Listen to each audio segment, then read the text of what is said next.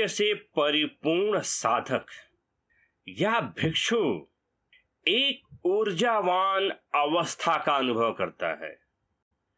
कई बार लोग वीर्य का अर्थ यौन संबंधी विषयों से लगाते हैं, मगर तथागत बुद्ध के संदेशों में वीर्य का बड़ा ही विस्तृत विस्तार देखा जाता है। यह मनस्थितियों के अनुभव की अवस्था, सकारात्मक ऊर्जा से परिपूर्ण होने की अवस्था, उत्साह से युक्त अवस्थाओं को ही वीर्य कहा जाता है और यही इनका सार है। यदि सांसारिक वस्तुओं के भंडार मिल भी जाएं, मगर जब तक मनस्थितियां सकारात्मक न हो तब तक इसका कोई अर्थ नहीं। तो वीर्य मन के सकारात्मक ऊर्जा से युक्त होकर विहरना, यह कोई सांसारिक वस्तु नहीं है कि जो आपको मिल जाए और आप सकारात्मक ऊर्जा से भर जाएं। तो मनस्थितियों का सकारात्मक होना, सदैव ऊर्जावान होकर किसी भी निश्चित कार्य के लिए उत्साहित होना। कई बार हम अपने जीवन में कई ऐसे कार्य करते हैं जो लगातार हमारी मनस्थितियों को पीड़ा देते हैं। किसी भी कार्य को कर रहे हैं वो भी बिना मन के, जो किसी न किसी मजबूरी से जुड़ा होता है। उस कार्य की नीरसता या जो मन दुख का भाव जुड़ा होता है, यह पूरी तरह से नकारात्मक परिस्थितियों को उत्पन्न करता है। तो इसी का विपरीत, क्या हम जिस कार्य से जुड़े हैं वह हमें प्रसन्नता देती है? क्या उस कार्य को करने में उत्साह है और यह सकारात्मकता उस कार्य को करने से और मजबूत होती है? तो इस प्रकार की सकारात्मक ऊर्जा का बोध होना, यही है वीर्य का अनुभव। और इसके साथ यह फलित और विकसित हो हमारी इंद्रिय बन जाना, और फिर इसमें साधक निपुण होकर उसका बल बन जाना। और जब इसी वीर्य को साधक सिद्ध कर ले या पूर्णता को प्राप्त कर ले तो इसे रिद्धिपाद कहा जाता है। तथागत बुद्ध के द्वारा दिए गए संदेशों में वीर्य 37 बोधिपक्षीय धर्मों में एक प्रभावशाली रूप में देखा जाता है। जहां पर वीर्य 7 बोध्यंग का भाग है, वहीं पर वीर्य 5 इंद्रियां और 5 बल का भी घटक माना जाता है। और बुद्ध इसे सिद्धि या 4 रिद्धिपादों में भी एक मानते हैं। तो वीर्य की प्रमुखता से 37 बोधिपक्षीय धर्मों में हमें 4 धर्मों को सीधे सीधे और बड़ी प्रमुखता से प्रभावित करता है। और यह वीर्य बेहद आवश्यक है मानसिक रूप से स्थिर रहने में, और ऊर्जा से भरपूर साधक या भिक्षु का अनुभव बड़े ही श्रेष्ठ स्तर का होता है। और इसे ना ही धन से, ना ही किसी वस्तु से, ना ही किसी सांसारिक विषयों से प्राप्त किया जा सकता है, बल्कि इसे ध्यान, विपश्यना और अष्टांगिक मार्ग के पालन से इनका अनुभव होता है। तथागत बुद्ध के संदेशों की सबसे बड़ी विशेषता है अनुभव। हमारी मानसिक अवस्थाएं क्या ये नियंत्रण में हैं और वे किस प्रकार का अनुभव दे रही हैं? इसी विषयों को विभिन्न प्रकारों से 37 बोधिपक्षीय धर्मों में स्पष्टीकरण दिया गया है। और ये अनुभव केवल कुछ समय के लिए नहीं, बल्कि इनकी पूर्णता को ही प्राप्त करना है बुद्धत्व। इसी का स्पष्टीकरण हम वीर्य पारमी में भी देखते हैं कि हर किसी का सकारात्मक ऊर्जा और उत्साह से भर जाना बेहद महत्वपूर्ण होता है। और इसी का बोध 7 बोध्यंगों में किया जाता है। तथागत बुद्ध वीर्य को बोध्यंग का प्रभावी घटक मानते हैं। जब ध्यान और विपश्यना की उच्च अवस्थाओं में पहुंचते हैं तब हमें वीर्य का बोध होता है, और ऐसी सकारात्मक ऊर्जा जो पूरी तरह से साधक को भर देती है। मगर ऊर्जा का एक और पहलू है, और वो है अतिरिक्त ऊर्जा। जैसे बुद्ध एक उदाहरण के तौर पर एक भिक्षु को समझाते हुए कहते हैं कि यदि वीणा के तार ढीले होंगे तो क्या उसमें से सुर निकलेगा? तो इसका उत्तर है नहीं। यदि वीणा के तार ढीले होंगे तो उसमें से सही सुर नहीं निकलेगा, और यदि तार को अत्यधिक कस दिया जाए तो वह टूट भी सकता है। इसलिए वीणा के तार को कसने में संतुलन का होना बेहद आवश्यक है। तो कई बार अत्यधिक और अनावश्यक ऊर्जा का यदि संतुलन न बना तो यह स्वतः ही बेचैनी का कारण बन जाता है। इसके लिए सकारात्मक ऊर्जा का संतुलित होकर भवित होना ही वीर्य इंद्रिय है। और इसी संदर्भ में तथागत बुद्ध संयुक्त निकाय के शुद्धिक वग्ग में कहते हैं, बुद्ध ने भिक्षुओं को बतलाया कि इंद्रियां 5 होती हैं: श्रद्धा इंद्रिय, वीर्य इंद्रिय, स्मृति इंद्रिय, समाधि इंद्रिय और प्रज्ञा इंद्रिय।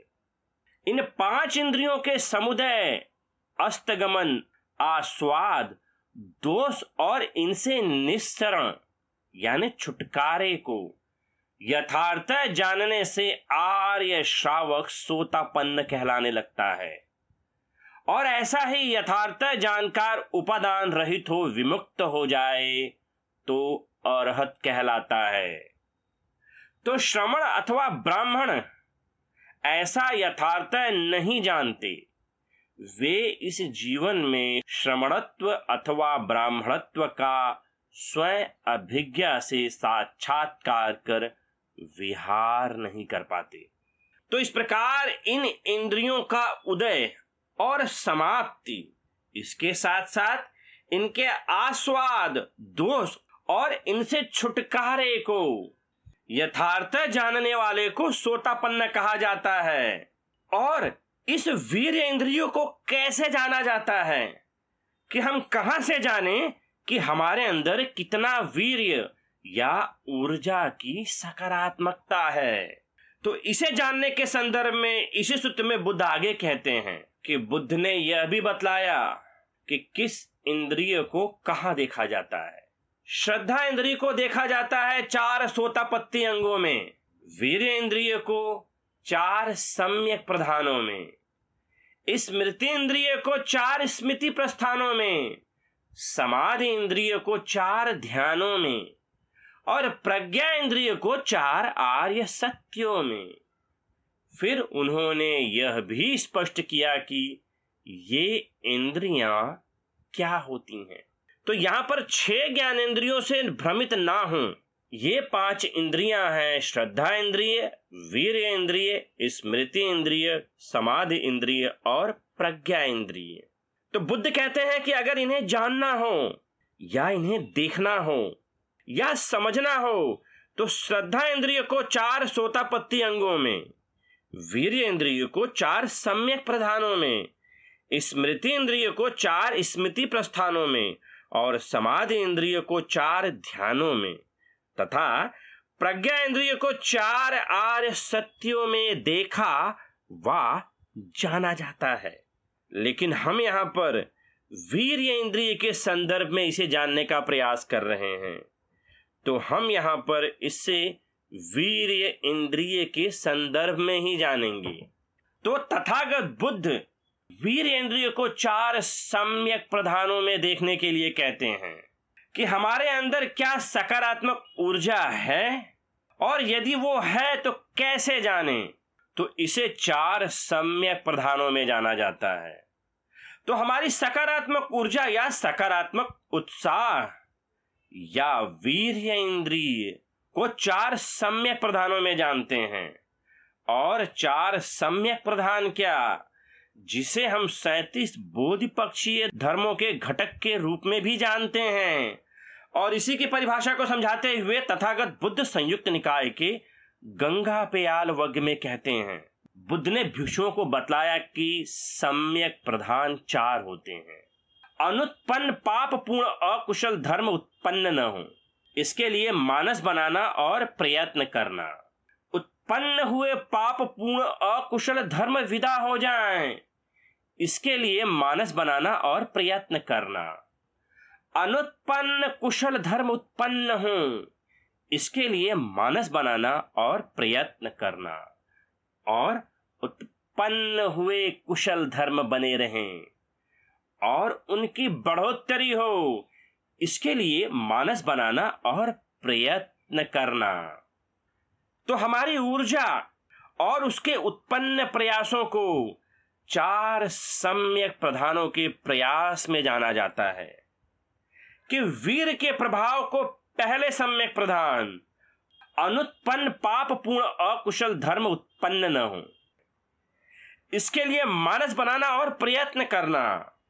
यानी हमारे अंदर हमारे चित्त को दूषित करने वाले कारणों को पहचानना और अकुशल धर्म हमारे अंदर उत्पन्न ही ना हो, ऐसी मानसिक परिस्थितियों की ओर बढ़ना और इसी के लिए लगातार प्रयास करना।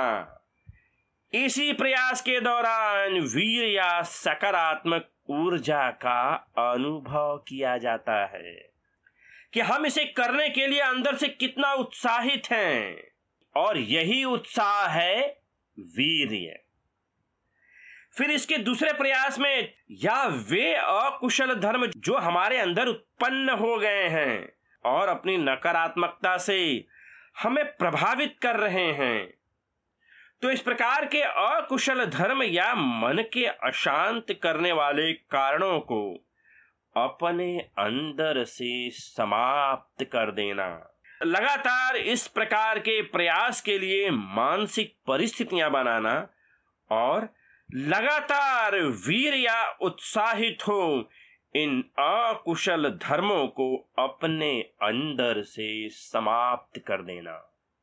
और सम्यक प्रधान का तीसरा प्रयास अनुत्पन्न कुशल धर्म उत्पन्न हो, यानी वे प्रयास या वे अनुभव जिनसे चित्त समाहित हो जाए, मन शांत हो जाए। हम उन कुशल धर्मों का अनुकरण करें जिनसे यह जीवन दुख मुक्त की अवस्था में आगे बढ़े।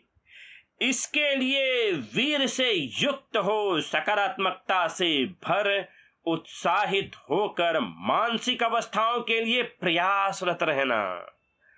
और चौथा सम्यक प्रधान उत्पन्न कुशल धर्म बने रहें, और यानी हमारी सकारात्मकता बनी रहे, ऊर्जा बनी रहे, उत्साह बना रहे और इसकी मानसिक परिस्थितियों के लिए प्रयासरत रहना। तो यही 4 सम्यक प्रधान हैं। इनसे उत्पन्न नकारात्मकता को समाप्त करना और यह भी प्रयास करना कि यह फिर से उत्पन्न ना हो।